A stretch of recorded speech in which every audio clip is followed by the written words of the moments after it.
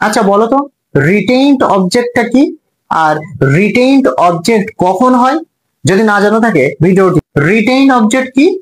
Retained object হলো যখন ট্রান্সলেটিভ ভার্বে দুটি অবজেক্ট থাকে এবং একটি অবজেক্টকে নিয়ে ভয়েস করা হয় আর একটি অবজেক্ট থেকে যায়, তখন সেটিকে বলা হয় রিটেইনড অবজেক্ট। একটু লক্ষ্য করো, যেমন দেখো আমি একটা উদাহরণ দিলাম, হি গেভ মি এ বুক। এটাকে আমি যদি ভয়েস করি, তাহলে আমরা যদি এ বুকটাকে নিয়ে করি, এ বুক ওয়াজ গিভেন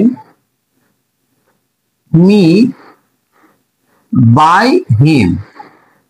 তাহলে দেখো মিটা কিন্তু থেকে গেল, তখন এটাকে রিটেইনড অবজেক্ট বলা হয়। আবার যখন আমি এইভাবে করব, I was given a book by him, দেখো তখন কিন্তু এ বুকটা অবজেক্ট হিসেবে থেকে গেল, তখন এটাকে আমরাও বলবো রিটেইন অবজেক্ট। তাহলে আমরা কি বুঝলাম? বুঝলাম যে ট্রান্সিটিভ ভার্বে দুটি অবজেক্ট বৈশিষ্ট্য যখন প্যাসিভ করা হয়, একটি অবজেক্ট যখন থেকে যায়, তখন সেটিকে বলা হয় রিটেইনড অবজেক্ট। ক্লিয়ার হলো?